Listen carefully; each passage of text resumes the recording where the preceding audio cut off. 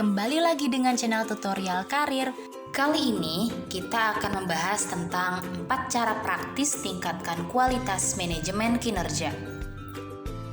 Manajemen kinerja yang baik diperlukan oleh banyak perusahaan. Kesuksesan suatu perusahaan bisa dicapai dengan dukungan tim sumber daya manusia. Suatu perencanaan dan pengorganisasian yang baik sangat dibutuhkan agar SDM di dalam perusahaan dapat memberikan kinerja yang optimal. Berdasarkan hal ini bisa dilihat bahwa merupakan hal yang sangat penting bagi perusahaan untuk bisa menyusun tujuan manajemen kerjanya. Manajemen kinerja merupakan proses sistematis yang melibatkan karyawan dan perusahaan untuk mencapai target dan tujuan bisnis melalui pengelolaan SDM yang efektif. Berikut ini beberapa cara untuk menuju manajemen kinerja yang baik.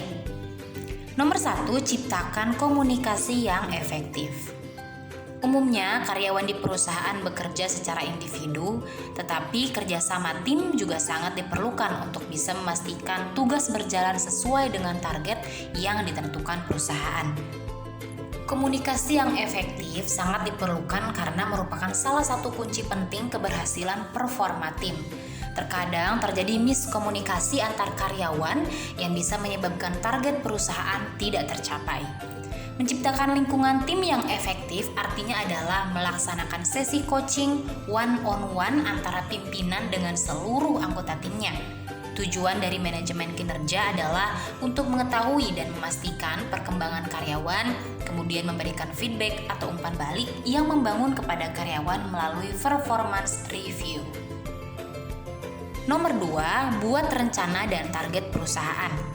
Tim SDM akan menyusun rencana dan target yang ingin dicapai oleh perusahaan, kemudian akan mengkomunikasikan rencana dan target tersebut kepada seluruh tim.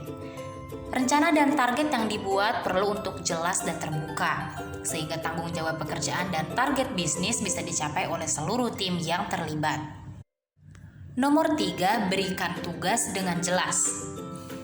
Membuat tujuan manajemen kinerja dapat menghasilkan pengaturan tugas untuk dikerjakan oleh tim secara lebih efektif dan efisien.